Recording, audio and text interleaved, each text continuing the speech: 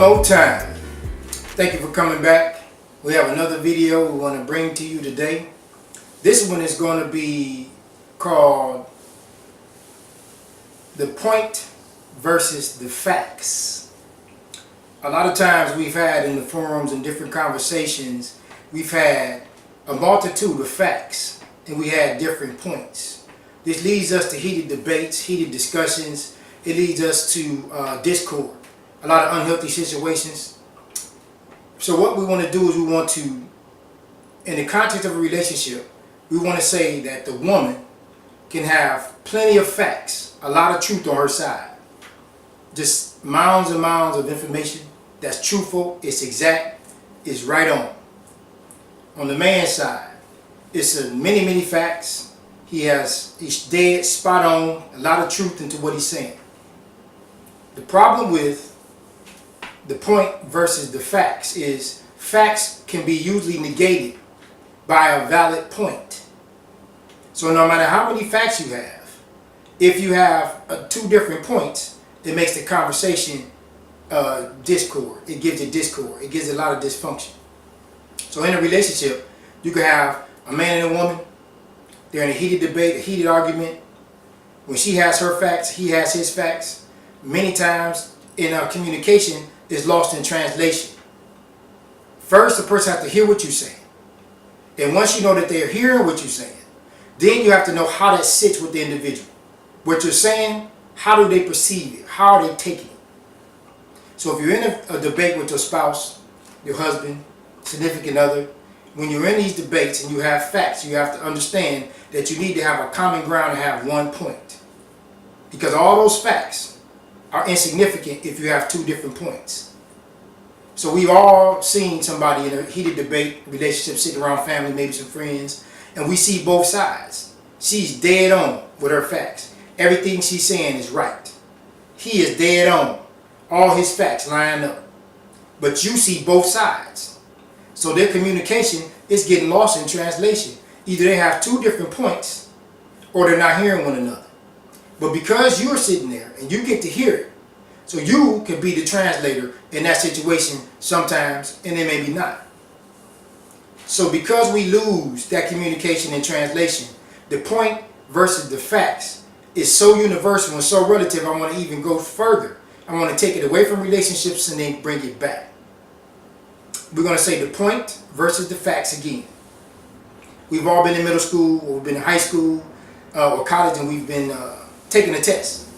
So the teacher gives you the information, gives you 2 to 4 chapters to study. The big test is coming up. You take good notes. You're getting ready for the test. You study for 2 weeks, and here comes the big test.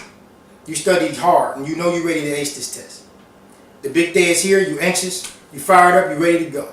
Teacher hands you the paper. You're ready to take the test. In small print on the page, it says, just sign your name. Do not take this test.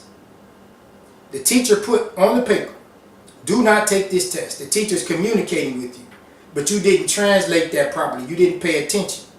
In order to communicate, you must pay attention to what the other person is saying, and they have to pay attention to what you're saying. But you both have to have the same common ground, the same point. So because you studied hard, you took good notes, you studied all 4 chapters, you took the 2 weeks and you were diligent in studying, you answered every question to perfection, you aced that test, but you missed the point. Those facts that led up to that test are now irrelevant. So what you have to do is understand that you can have many facts and you could be dead on, but it has to match the point.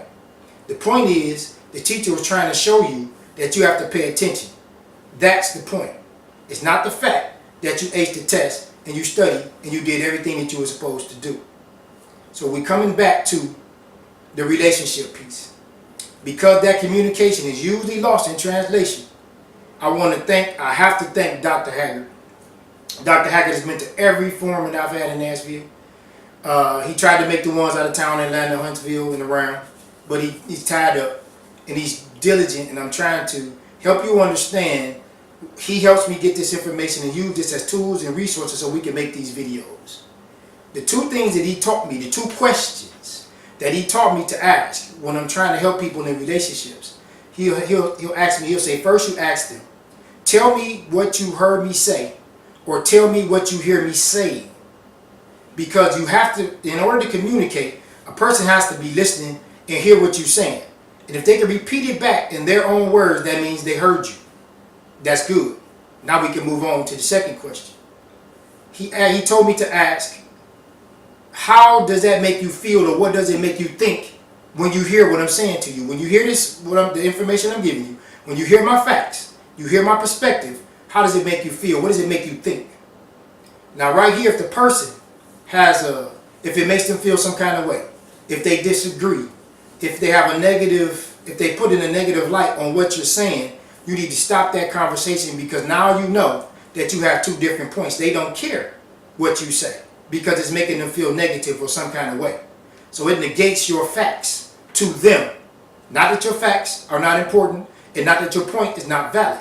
It's just that you have two different points, although both of you have facts on both sides. So we want you to understand that we want to use these two questions. Hopefully it helps you in healthy relationships. You can use them as tools and resources. We want you to take this information. We want you to try this information. We want you to test this information. Take it to your barbershop. Take it to your hair salon. Take it to the job or the church. Take it to your family. Take it somewhere where you can use this, and hopefully it helps you have a healthier relationship and better conversations. Again, this is something we want you to like, subscribe. We want you to leave a comment or shoot us an email. Thank you. This is the Clipperdome Chronicles.